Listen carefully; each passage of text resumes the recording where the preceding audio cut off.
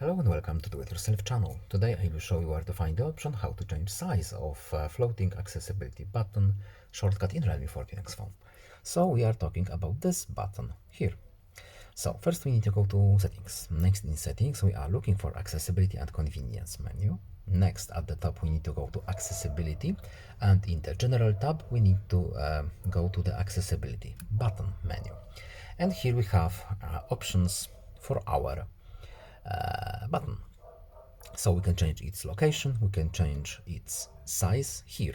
So right now we have the large option selected, we can change it to the smaller one, and we can go back to the large one if we want to.